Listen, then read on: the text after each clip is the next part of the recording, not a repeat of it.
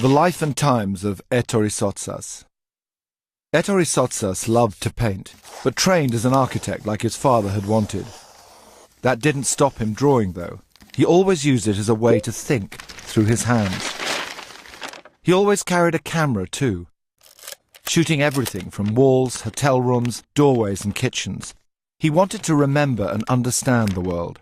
But it probably wasn't his sketching, painting or photography that you remember him for. It was his design. He was one of the major forces behind the flood of design that came out of Italy after the war. His first big break was with Olivetti. When Sottsass came along, electronics was a serious business. The machines were large, cold and scary. Ettore made them fun, friendly and sexy. His Valentine typewriter became an iconic pop product and won him loads of prizes too. But he got bored with Olivetti and mass production and took off for India to find out more about life. What he discovered there was colour and emotion. He loved the way that even poor people wore bright colours and had bright homes. These colours stayed with him for the rest of his career. Later he went off to America and to the ideas of pop art, Warhol and the Beat generation. He returned to Italy determined to shake things up.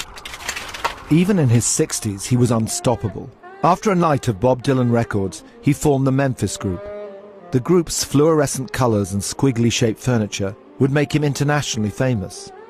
Sottsass said, "Memphis is like a very strong drug. You cannot take too much. It's like eating only cake."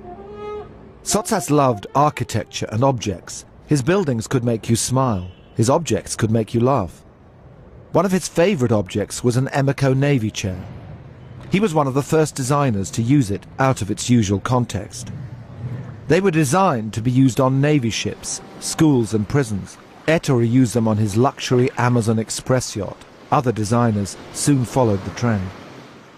It was his use of the Navy chair that brought him to meet Emeco. Ettore told them he wished he'd designed the Navy chair. They both agreed that Ettore should redesign it, and that's what he did. Now, not many people get to see the big 9-0, but Ettore did.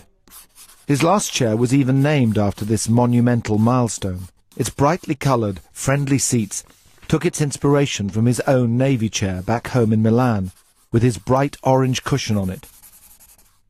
As Ettore said, a chair must be really important as an object, because my mother always told me to offer my chair to a lady. We think his mother would have been proud.